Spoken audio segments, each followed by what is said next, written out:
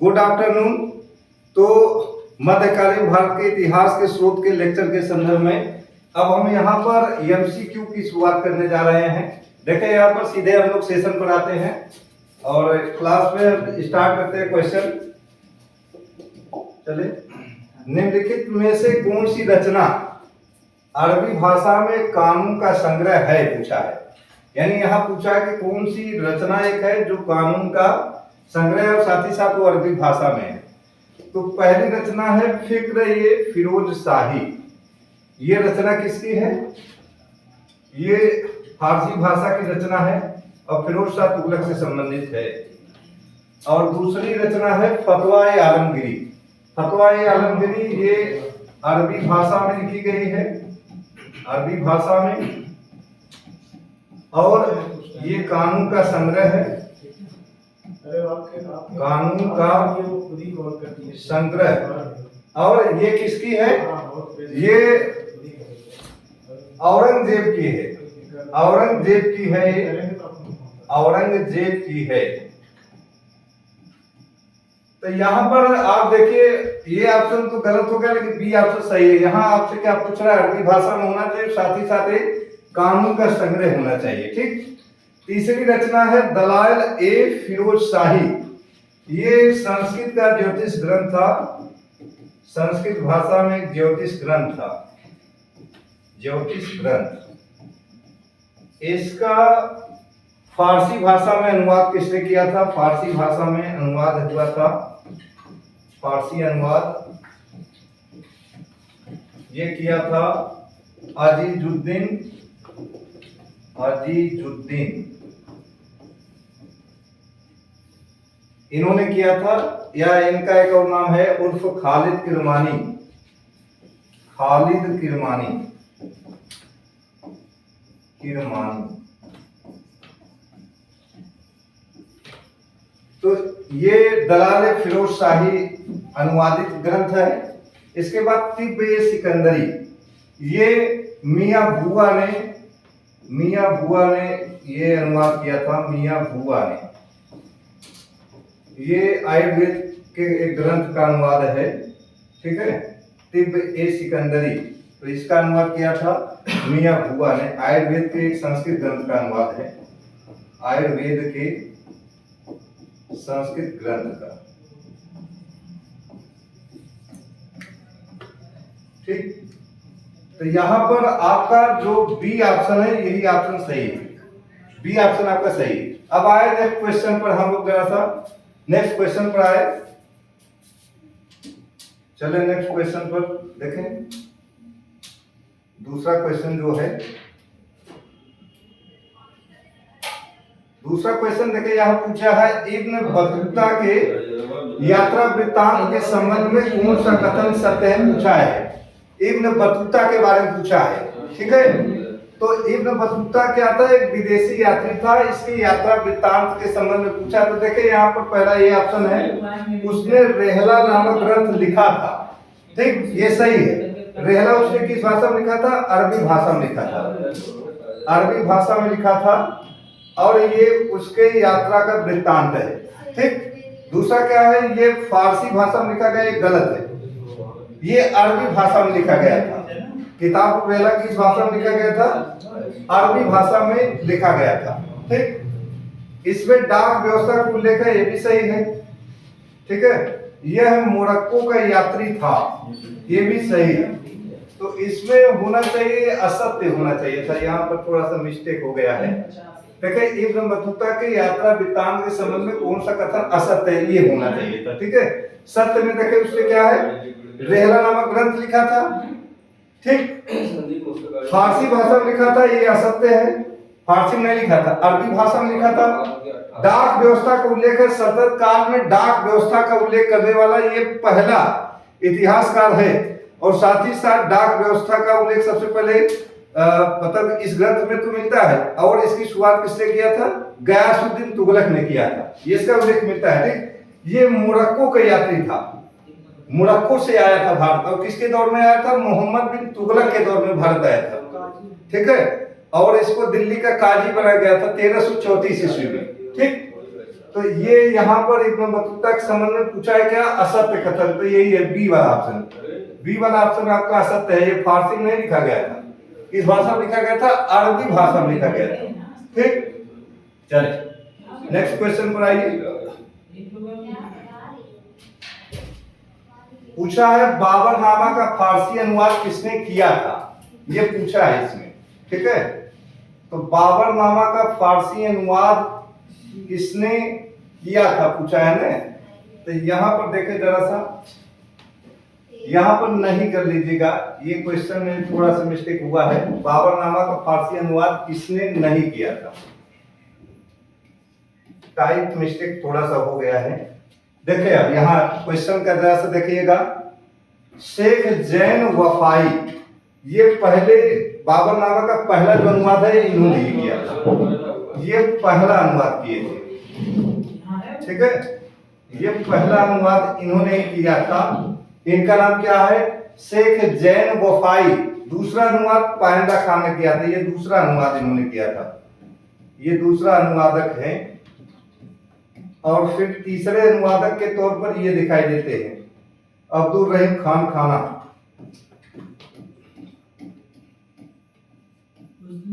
ठीक है, तो ये तीन लोग कौन से हैं जो फारसी भाषा के अनुवाद से जुड़े हैं, शेख जैन वफाई, पाइंदा खान, अब्दुल रहीम खान खाना। इन्होंने क्या किया था, बाबरनामा का फारसी भाषा में अनुवाद किया था। बाबरनामा किस भाषा में लिखी गई है, किस भाषा में लिखी गई है, चगताई तुर्की भाषा में लिखी गई है, चगताई तुर्की भाषा में लिखी गई है।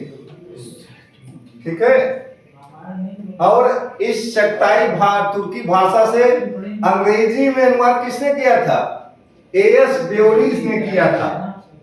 इसका जो अंग्रेजी अनुवाद है, अंग्रेजी अनुवाद ये मूल तुर्की से किसने किया था, एएस बेवरीज, इन्होंने मूल तुर्की भाषा से अंग्रेजी में अनुवाद किया था। ठीक है, तो ये अब्बास खान शेरवानी, यही ऑप्शन सही है। इन्होंने फारसी अनुवाद नहीं किया था, इन्होंने क्या लिखा था, तारीख ए शेरशाही लिखा था, तारीख ए शेरशाही लिखा था, शेरशाही। या इसी को एक नाम से और जाना जाता है, कौन से नाम से जाना जाता है, तोहफा ए अकबर शाही।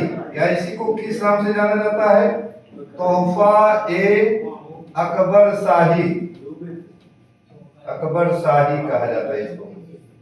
ठीक है, तोहफा ए अकबर शाही के नाम से भी इसको जाना जाता है। तो यहाँ पर डी ऑप्शन आपका सही है, ये अनुवादक नहीं। ठीक है, इन्होंने अकबर के आदेश पर तारीखे शेरशाही या तोहफा ए अकबर शाही लिखा था, ये तोहफे के तौर पर अकबर को देना था, इसी का इसको तोहफा ए अकबर शाही भी कहा जाता है। ठीक, ये शेरशाह के इतिहास से संबंधित है। नेक्स्ट क्वेश्चन पर आइए। यहाँ ये क्वेश्चन देखिए मिलान से संबंधित है। ऐसे क्वेश्चन आपके एग्जाम में पूछे जाते हैं, नहीं पूछे जाते, पूछे जाते हैं ना। इसमें पूछा है निम्नलिखित पुस्तकों व लेखकों को सम्मिलित कीजिए, यानी मिलान करने का यहाँ क्वेश्चन पूछा है आपसे। ठीक है, तो जरा मिलान करिए आप लोग। ये पहला ऑप्शन है, ये यहाँ पर ये वाला ऑप्शन यहाँ थोड़ा सा कर सकते हैं हम, अब्दुल्ला को। ठीक है, ये अब्दुल्ला है, या यही जो ऑप्शन है इसी को हम वहां कर दिए हैं। तो देखिए यहाँ मिलाइए, तारीखे सलातीन अफगाना है, किसकी रचना है, किसकी रचना है, तारीखे सलातीन अफगाना किसकी रचना है, अहमद यादगार की रचना है, यादगार। ठीक है, ये अहमद यादगार की रचना है। ठीक, तारीखे दाऊदी किसकी है, तारीखे दाऊदी किसका है, अब्दुल्ला की रचना है। ठीक, तारीखे खान जहानी ये किसकी रचना है, इसकी रचना है। अरे तारीखे शेरशाह किसकी हो गई, तारीख शेरशाह हो गई, अब्बास खां सरवानी की रचना है, अब्बास खां सरवानी की, ठीक। और नियामतुल्लाह हरावी की तारीख खान जहानी है, ठीक है। तो ये पुस्तक इन्हीं की ही है। ऑप्शन जरा सब बनाइए, ए का बी हो गया ना, बनाइए जरा आप लोग, ए का बी हो गया, एक का बी हो गया और दो का क्या हो गया, सी हो गया, ए हो गया, ठीक। तारीख दाऊदी, ठीक है, और तारीख खान जहानी ये सी हो गया, ये डी हो गया, बी ए सी डी, यही ऑप्शन होना चाहिए से, बी ए सी डी। देखे यहाँ पर जरा सा ऑप्शन में ये बी ऑप्शन सही हो रहा है ना, ये बी ऑप्शन सही हो रहा है, बी ए सी डी, हाँ यही हो रहा है ना सही, हाँ ये वाला ऑप्शन आपका सही हुआ, ठीक। चले नेक्स्ट क्वेश्चन पर आइए।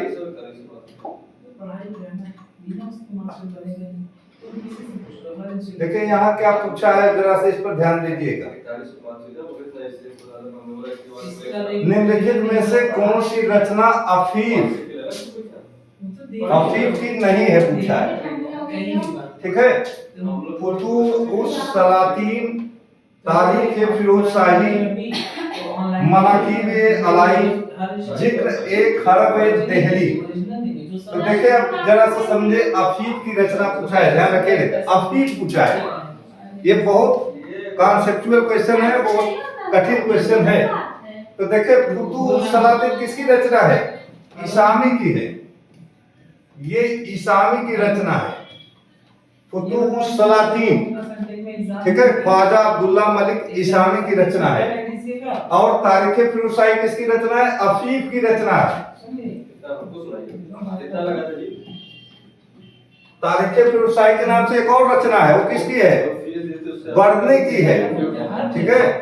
मनाकीब अलाई ये भी अफीफ की रचना है, ये भी अफीफ की है। और जिक्र खरब दिल्ली ये किसकी है, ये भी अफीफ की है। ये तीन पुस्तक अफीफ की हो गई। तो इसमें क्या पूछा है, अफीफ की नहीं है, कौन से पूछा है, तो ये ऑप्शन आपका सही है। फुतूहुस सलातीन किसकी रचना है, इसामी की रचना है, ठीक है, अफीफ की रचना नहीं है, ठीक। ये बहुत डीप क्वेश्चन है, इसको आप तैयार कर लीजिएगा। ऐसे क्वेश्चन नेट में तो जरूर पूछते हैं, नेट में तो 100% ऐसे क्वेश्चन पूछे जाएंगे, ठीक। चले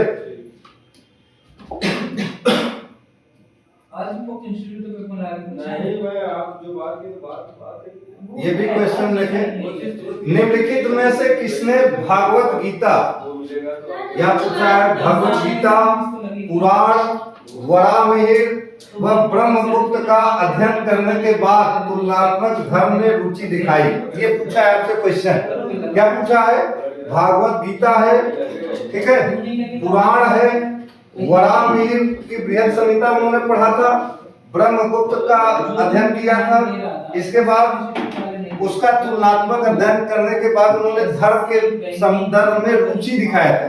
देखिए अगर एक चीज जानते हैं तो इससे भी आप निकाल सकते हैं कि कौन सा ऑप्शन सही होगा। पुराणों का अध्ययन सबसे पहले किसने किया था, देखिए यहाँ ये ऑप्शन में बर्नी पूछा है, बी है हफीफ, सी अलबरूनी और डी है फिरदौसी। तो बर्नी का कोई ताल्लुक ऐसे है, बर्नी ने क्या लिखा था, तारीख फिरोज शाही लिखा था, तारीख फिरोज शाही, और ये पुस्तक किस पर आधारित है, फिरोज शाह तुगलक के संबंध में आधारित है, ठीक है।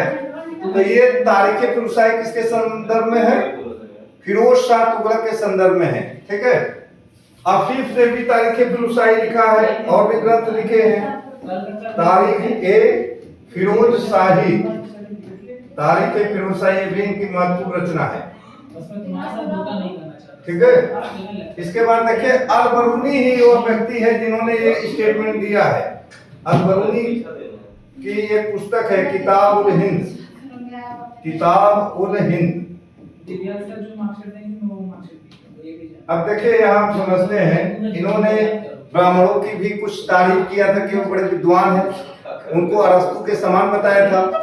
तो यही पुस्तक है ये, और यही पहले ऐसे व्यक्ति है जिन्होंने भागवत गीता, पुराण, वराहमिहिर व ब्रह्मगुप्त का अध्ययन करने के बाद धर्म के संदर्भ में तुलनात्मक रुचि इनको आई थी। ठीक है, तो ये कौन है? अल-बरूनी है, फिरदौसी नहीं। फिरदौसी ने शाहनामा लिखा था, शाहनामा लिखा था, और ये महमूद गजनवी के वीरतापूर्ण कार्यों को दिखाने के लिए लिखा था। ठीक है, तो अल-बरूनी है वो व्यक्ति। सी ऑप्शन आपका सही है, सी ऑप्शन ही सही है। देखिए भारत के संबंध, देखिए कुछ चीजें आप चाहे तो क्वेश्चन बड़े आराम से मेडिवल हिस्ट्री पर कर सकते हैं। भारत के संबंध में जो इतिहासकार के तौर पर झुकाव दिखाई देता है, या भारत के संबंध में जो प्रेम दिखाई देता है, या भारत के लोगों के विषय में, धर्म के संबंध में, संस्कृति के संबंध में, जलवायु के संबंध में अगर किसी का बहुत ज्यादा रुझान या रुचि रही तो उससे दो व्यक्ति, एक अल-बरूनी है और दूसरे अमीर खुसरो। इनसे ज्यादा किसी की अभिरुचि हमें दिखाई नहीं देती है। और दो अमीर खुसरो तो मूलतः कवि ही हैं, और उनकी रचनाओं में इतिहास के सोर्सेस मिलते हैं या ऐतिहासिक कथानक मिलते हैं, इस तरह से उनको इतिहासकार माना जाता है। तो इस चीज को आप ध्यान रखे रहिएगा। चले नेक्स्ट क्वेश्चन पर आइए। नेक्स्ट क्वेश्चन पर आइए।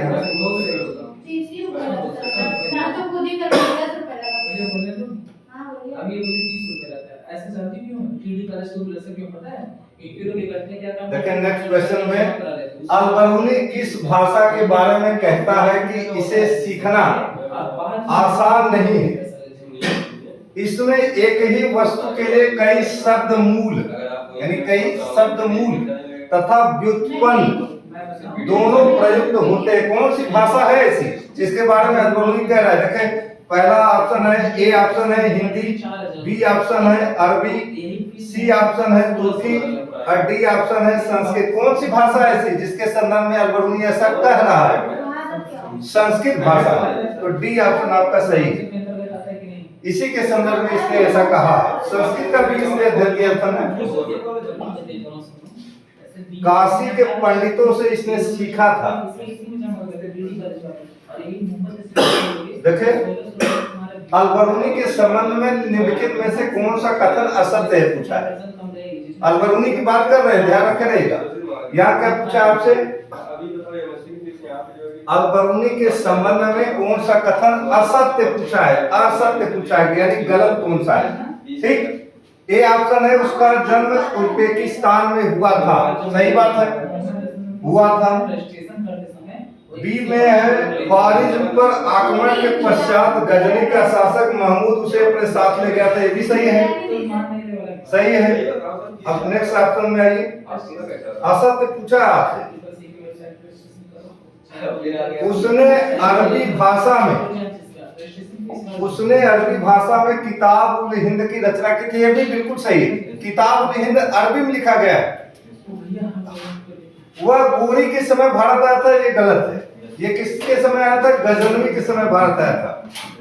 महमूद गजनवी के समय कौन भारत आया था? अल-बरूनी भारत आया था। मोहम्मद गोरी के समय भारत नहीं आया था। तो इसका मतलब है ये डी ऑप्शन आपका सही हो गया।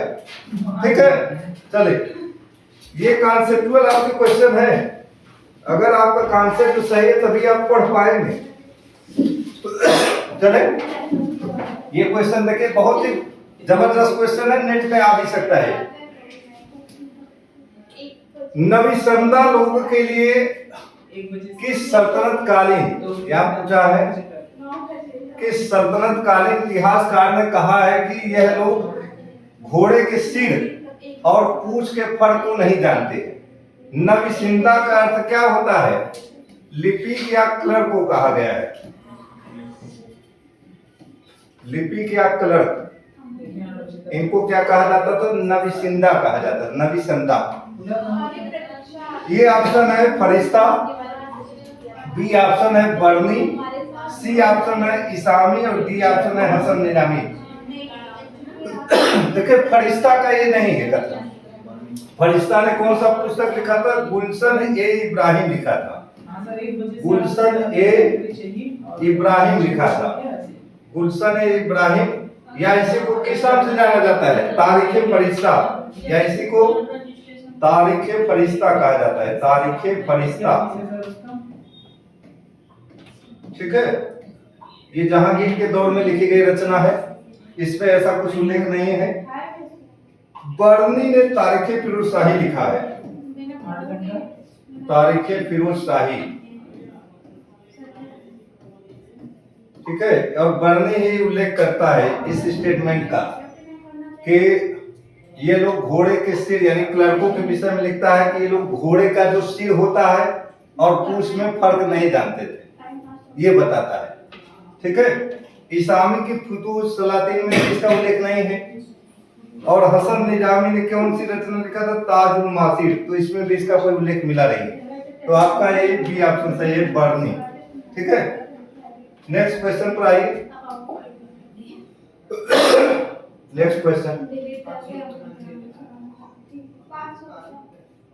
निम्नलिखित में से कौन सी रचना अल बरूनी की नहीं है? यहाँ बरूनी से संबंधित मैंने बहुत सारे टॉप क्लास के क्वेश्चन दिए हैं आप लोगों के लिए। क्या पूछा है? कौन सी रचना अल बरूनी की नहीं है पूछा है। क्वेश्चन ये समझिएगा। तो किताबुल हिंद ये है उसकी रचना, है ना, अरबी भाषा में लिखी गई है। अतहर वाकिया ये भी उसकी रचना है।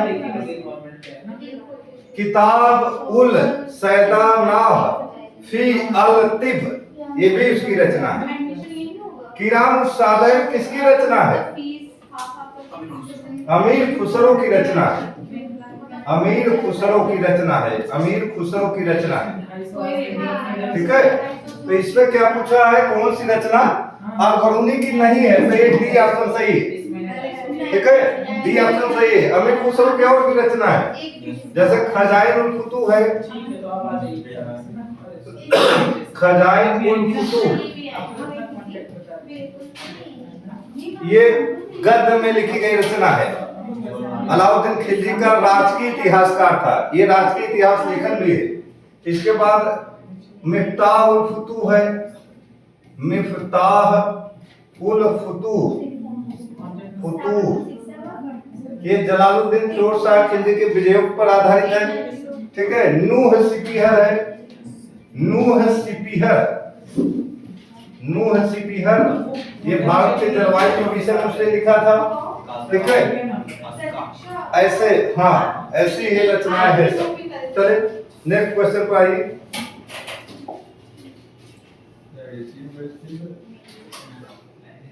संस्कृत कहानियों का सर्वप्रथम फारसी में अनुवाद किसने किया था? बहुत ही लाजवाब क्वेश्चन है। पूछा है संस्कृत कहानियों का, ध्यान रखे रहेगा। और सर्वप्रथम, ये भी ध्यान रखे रहेगा, सर्वप्रथम फारसी में अनुवाद किसने किया था? पहला ऑप्शन है अमीर खुसरो, बी ऑप्शन है जिया नक्शबी, सी है इसामी और डी है बर्नी। तो देखो अमीर खुसरो ने कोई ऐसा अनुवाद नहीं किया था, जिया नक्शबी ने ही किया था, ठीक है। संस्कृत कहानियों का सर्वप्रथम फारसी में अनुवाद जिया नक्शबी ने ही किया था। और इन्होंने किस ग्रंथ का किया था? कोक शास्त्र का किया था। और कोक शास्त्र कोका पंडित की रचना है। कोका पंडित की रचना है, ऐसा नहीं है, ठीक है।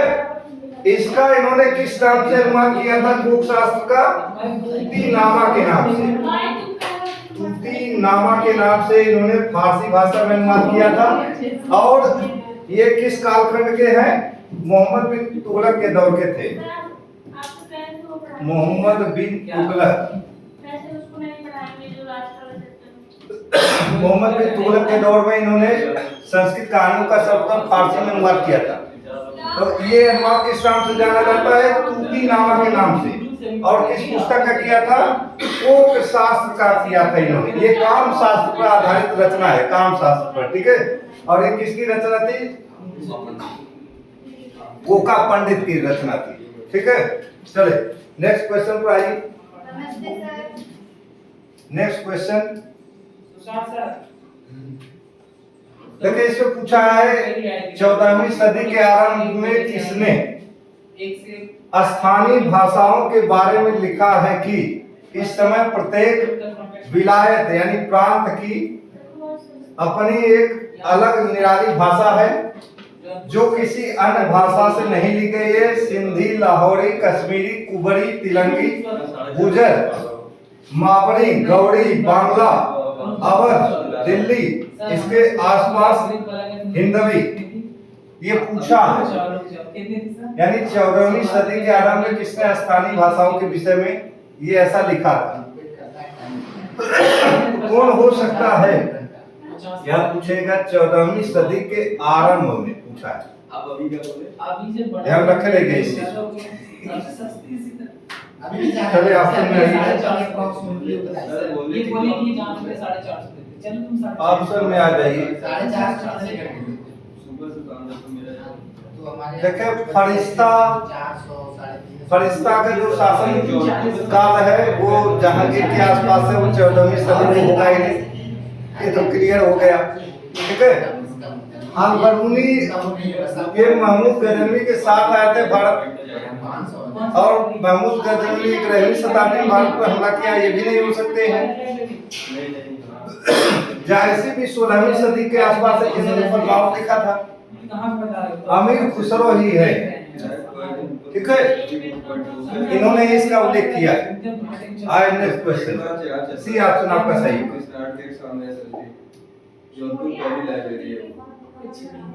नेक्स्ट क्वेश्चन पर आइए। देखें, निम्नलिखित में से किस पुस्तक में फिरोज शाह तुगलक के अध्यादेशों का संग्रह किया गया? ये पूछा है। किस पुस्तक में फिरोज शाह तुगलक के अध्यादेश यानी जो इसके कानून थे, जो राजाज्ञाएं थी, इसके बारे में, ठीक है। देखिए पहली पुस्तक दिया है फतवा-ए-राहदारी, ये किसकी रचना है? बर्नी की है, और ये मुस्लिम कानून पर लिखी गई पहली पुस्तक मानी जाती है। मुस्लिम कानून पर लिखी गई वो 5 पुस्तक है, ठीक है, और ये रचना है बर्नी की, ये बर्नी की है, ठीक। दूसरा है बी में है फुतुहात-ए-फिरोजशाही, यही वो रचना है जिसपे इसके अध्यादेश है। फुतुहात-ए-फिरोजशाही ये क्या है? फुतुहात-ए-फिरोजशाही फिरोज शाह तुगलक की आत्मकथा, ठीक है, इसी में उसके अध्यादेशों का उल्लेख मिलता है। तारीख-ए-फिरोजशाही बर्नी और अफीफ की दोनों की रचना है, उसमें ऐसा उल्लेख है नहीं। सीरत-ए-फिरोजशाही, इसमें फिरोज शाह तुगलक की नहर प्रणाली का उल्लेख है, ठीक है, तो ये बी वाला ऑप्शन आपका सही हो गया। नेक्स्ट क्वेश्चन पर आइए। नेक्स्ट क्वेश्चन पर आइए। यहाँ पूछा है निम्नलिखित पुस्तकों को काल क्रमानुसार व्यवस्थित कीजिए, पूछा है आपसे क्वेश्चन, ठीक है। अब यहाँ पर काल क्रम के अनुसार मिलाइएगा जरा सा, देखिए क्या होता है। देखिए यहाँ पर किताब हिंद किसने लिखा है? किसने लिखा है? अल-बरूनी ने लिखा है, अल-बरूनी लिखा है, ये अल-बरूनी की रचना है। और अल-बरूनी की ये जो रचना है 11वीं शताब्दी की है, 11वीं शताब्दी की है, ठीक, क्लियर हो गया यहाँ पर पहला। दूसरा पृथ्वीराज रासो, ये चंद्र बरदाई की है, और ये 12वीं शताब्दी की रचना है, ये 12वीं शताब्दी है, ठीक। फतवा-ए-राहदारी ये बर्नी की है, और ये बर्नी की है ना, ये आपका है 13वीं शताब्दी की है, ठीक। और तबकात-ए-नासिरी, तबकात-ए-नासिरी ये मिनहाज की रचना है, मिनहाज ने पहले लिखा था बर्नी से, बर्नी से पहले इन्होंने लिखा था। तो आप ऐसे भी क्लियर हो सकते हैं। देखिए पहले नंबर पर आएगा किताब-उल-हिंद, तो ये पहले नंबर पर हो गया, और दूसरे नंबर पर पृथ्वीराज रासो हो गया, तीसरे नंबर पर तबकात-ए-नासिरी होगा, चौथी रचना, चौथा नंबर। और फतवा-ए-राहदारी इसके बाद है, बर्नी बाद में है, तो बिल्कुल ये बाद में होगा। तो ये ऑप्शन आपका आएगा 1 2 4 3। ये देखिए जरा सा 1 2 4 3 कहाँ पर दिखाई दे रहा है? ये बी ऑप्शन है आपका, यही सही है। ठीक है, एक बी ऑप्शन सही है। वैसे तो आपके ऑप्शन देखे यहाँ भी दिखेंगे 1 2 3 4 और 3 4 2 1 3 1 2 4। तो यहाँ पर आइए आप, ये बी ऑप्शन आपका सही है। ठीक है, यही ऑप्शन सही है। तबकाते नासरी जो 1359 ईस्वी में खत्म हो गए थे, रचना इसी पर समाप्त होती है। इसके बाद बढ़ने की तारीखें प्रोसाइड शुरू होती है। तो इसका मतलब कि ये रचना पहली है। ठीक है, तो यहाँ पर हम अभी बनाएंगे तो ना मेंटेन अकाउंट है, उसको तो बस किए हम इसमें पहले से ये हो गया। देखो मेंटेन है सामने। अच्छा, इसको लाने के लिए यहाँ पर हमने 14 क्वेश्चन जो टॉप मोस्ट क्वेश्चन थे उनका अध्ययन कर लिया है। अब नेक्स्ट लेक्चर में हम मध्यकालीन भारत के इतिहास के स्रोतों के क्रम में कुछ और चुनिंदा क्वेश्चन पर आपसे चर्चा करेंगे। धन्यवाद। क्या है? लो इतना